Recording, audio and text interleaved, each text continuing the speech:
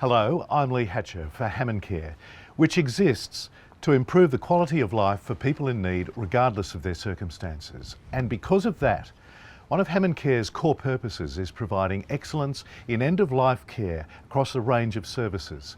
Now that proposed laws to allow assisted suicide and euthanasia are being discussed by parliaments in New South Wales and Victoria, it's timely to say a few important things about what would be a fundamental change in the role of doctors from promoting quality of life to hastening its end. I'm in conversation with Professor MacLeod and Professor Melanie Lovell on some of the key reasons why we do not support such a change. Professor MacLeod is a senior consultant for HammondCare in palliative care. Professor Lovell is the medical director of palliative care at Greenwich Hospital. Melanie and Rod, welcome. Thank you. Thanks very much for joining us. Melanie, what are some of the reasons that people ask for assistance to hasten the end of life? People do ask at times about euthanasia, and usually it's because they have a strong sense of wanting to stay in control. They are afraid of what may occur and have never really had a chance to discuss those potential things that may occur with a health professional. So we take the opportunity of really trying to understand why someone has asked that question. There's often a whole host of things that they may have heard about or that they may specifically fear, and we address those concerns one by one. Really try and get to the bottom of their fears and concerns. Rod, what's been your experience? Well, my experience of people who ask for euthanasia is often that the question is not a question, it's a statement, and what they're often saying is, I don't want to live like this. Just last week I had a man who actually came to see me in the clinic. He was a vital, sort of active fellow, and he said, because he pointed his finger and he said, I want you to end this. And I said, what is this? And he said, well, living like this. And he was a bit taken aback, and I said, well, you're asking me to kill you. And he said, well, yeah, maybe I am. And so I put it back to him and I said, well, what is so bad that you don't want to live like this? And then, as Melanie said, we get into that explanation of why that question has been asked, because the question is often a statement. Because very often when people come to palliative care, they come feeling hopeless and helpless and frightened, and they don't want to live like that. So what we do is we generate hope. We make them feel worthwhile. We give them something to hope for and to live for, not always back to where they were before they were ill, but in order that they can have something worthwhile in their life. Melanie, what would you say are the dangers and risks for people like that and for society if euthanasia laws come into being? Thank you, Lee. I think, as you say, there are two separate issues there. Dangers for individuals who are wanting to have their death hastened, and then dangers for society. I had one experience that really summed it up for me from the patient perspective. A woman came to see me, and we ask all our patients when they come to see us to fill out a symptom checklist. 0 to 10, 0, none of that particular symptom, 10, the most severe. She had completed 9 or 10 out of 10 for every symptom, 10 out of 10 for pain, 9 out of 10 for breathlessness. And she'd also filled in at the bottom extra symptoms, depression, 9 out of 10. Now, she came to see me, we talked through her concerns, and at the end of the consultation I said, tell me what's really important to know about you in order to care for you in the best way possible. And she said, when the time comes, I want to gather my friends and family and end my life. I explained to her that that wasn't something that we could assist her with, but what we would do would be pay really close attention to each of her symptoms. I said that I would be with her throughout her journey and that she could contact me and we would support her such that she could have her physical and her psychological symptoms well managed. The next day I had a phone call from her and she said, "I cannot believe it. My pain has gone." I saw her in clinic the following week and the same symptom checklist, everything was 0, 1 or 2. The pain had gone, the breathlessness had gone. And what we were seeing there was that her focus on death was stopping her focusing on life. It was making her afraid. And we know now from a physiological and pathophysiological point of view that that fear ramps up all those symptoms. And it was really just having the reassurance that she could have those symptoms controlled that made the world of difference to her. Rod, there are often assurances of safeguards in any legislation.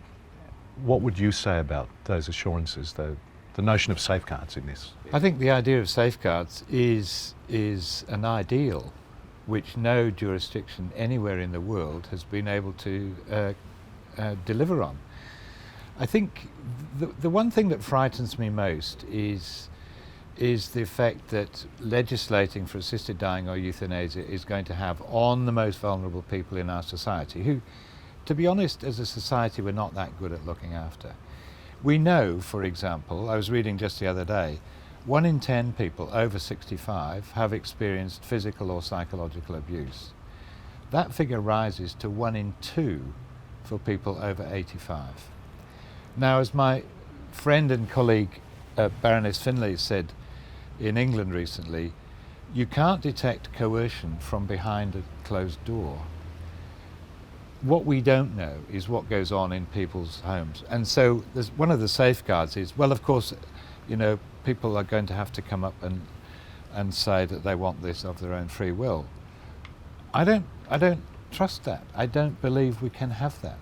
So those safeguards, whilst they might look fine on paper, haven't actually been able to be delivered on anywhere in the world. So what's been the experience in those countries? The experience in those other countries is that there's been a little bit of a creep. So, for example, in the Netherlands, there are people who are euthanized without their permission. There are people who have been euthanized by the family saying, "Oh yes, no, she would have wanted this, so let's go ahead and do it." In Belgium, the criteria are sliding to include people who are tired of life. They're sliding to include children who are going to be euthanized.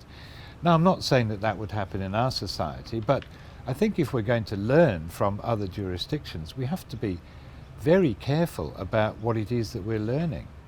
Melanie, one of those vulnerable groups is people living with dementia. Is that a particular risky cohort when we're talking about euthanasia end of life? It is, Lee, because that group are not able to give consent, and we have seen in other countries where there are many people with dementia who have had their lives ended when they were unable to give consent. So we know that that's a risk, and we know it's happened in other countries. Rod, can I ask you about the impact on doctors, on medical staff? I think the impact has been so great for some physicians that it's changed the way that they've practiced, and there are indications, that some have had to stop practicing. In Canada, I understand that a significant number of the physicians who originally signed up for the medical assistance in dying have actually withdrawn their names because they found the thing so abhorrent. Melanie, what would you say about the impact on medical staff? And perhaps more personally, what do they go through? Well, there's quite a lot of information available now, and even people who are very strongly and who've campaigned and advocated for voluntary assisted dying, when they actually undertake the act themselves, feel really awful about it and quite traumatised by it. So it is a really serious concern. Another particular cohort of people being cared for in a hospital is often the disabled. Is that a particular risky group when it comes to euthanasia? Yes, the disabled is a particularly risky group when it comes to euthanasia, and the risk there of coercion, and that the life of someone with a severe disability may not be seen as valuable as the life of someone without a disability. And we've already heard of circumstances where people who are disabled have come into hospital and their relatives have been under pressure to end their lives, despite the fact that when that person's hospital episode recovers, they go back to a reasonable quality of life for them. I think it's interesting that one of the main groups of people with disability who are advocating against euthanasia have named themselves Not Dead Yet. Ooh. And I think that says a lot about the strength of opinion of that group of people who are fearful that they are already marginalised by some portions of society, and there are those that think, well, you know, that's not a life worth living, and so it won't matter for them. It's really distasteful to even contemplate. And what a line to cross. Sure. What about the trust issue between, say, doctor, nurse and patient in this arena, Melanie? This is a really significant issue, and already in groups that are not familiar with our health system, particularly the culturally and linguistically diverse population, are concerned about having things done to them that they don't want to have done. And we already can see that some groups will stay away from hospital, stay away from accessing health services if they're afraid that they will have their lives ended. Well, it might seem like a silly question to ask, but when you talk about euthanasia and what actually happens, is that it? Is it that simple? Right. Well, it's quite interesting because people assume that when we're talking about euthanasia or physician-assisted suicide, that a drug is given either by a doctor or by somebody else, and the patient dies. Yeah. But we know that that's not the case. The time between the administering of the drug and death can be very variable, and sometimes there have been reports of it not working. But I think this sort of sanitized view of, oh yeah, the doctor will just come and it'll all be over, that's the intention, but I don't think that's the reality.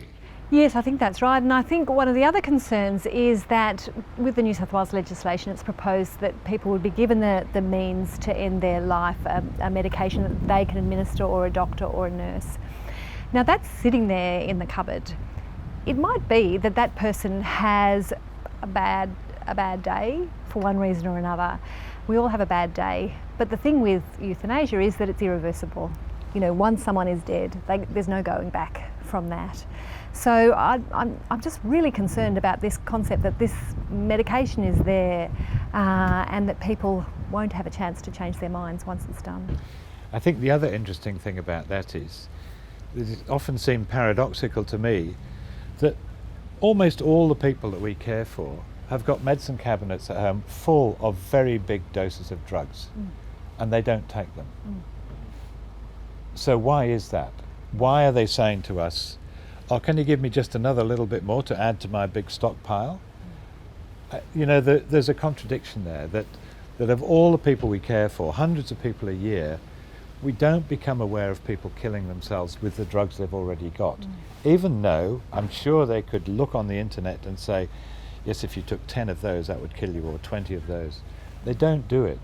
So what they're saying is, help me please, this is terrible. And that's when we become more involved and treat it as an emergency. And that gets back to the beginning of our discussion, where, you know, really getting to the bottom of what Yes. people's concerns are. Can I conclude by asking you both the same question about palliative care, your specialty? How are we doing helping these people in palliative care as an alternative to euthanasia? And what, if anything, can be done so we can do it better? Rod? Well, I think Australians can be justifiably proud of the palliative care services that are developed in this country. It's ranked, independently, it's ranked second in the world. So that's got to be something to be proud of. And the successive governments have invested a lot of money into the provision of palliative care. What we know is that there are groups of people who don't have easy access to palliative care. The first are those indigenous populations who don't understand the concept of palliative care in the way that westernised people do. People from different ethnic groups, people who are just essentially old, people who are dying from non-malignant diseases don't have the same access to palliative care. People in acute hospitals don't have the same access. So there are a number of things that we need to focus on before we even begin to have the conversation about assisted dying. We need to be sure that all Australians have access to palliative care, which means that medical students, nursing students have got to have proper education in their training. We need to be sure that the hospitals, acute hospitals, are all staffed with expert clinicians. We need to be sure that people out in rural and remote communities have access to those sort of facilities. It's too easy, Melanie, to say, well, it's all about money. It is about money, but it's about more than that, isn't it? Yes, indeed. Palliative care is about optimising the quality of life for people living with life-threatening illness and the families of those in those circumstances. I think there is a concern, which is a misconception that palliative care shortens life or hastens death, and it does not. We've got really strong evidence now that palliative care does not hasten death. What we also know about palliative care, in fact, when it's used in combination with conventional therapies, that it may even prolong life. We also know that optimal pain control improves the quality of life and may lengthen the life for those living with life-threatening illness. So palliative care is really an important part of our overall health system. We're doing it well, but we can do it so much better. Melanie Lovell and Rod MacLeod, thank you so much indeed for joining us. Thank you. Thank you.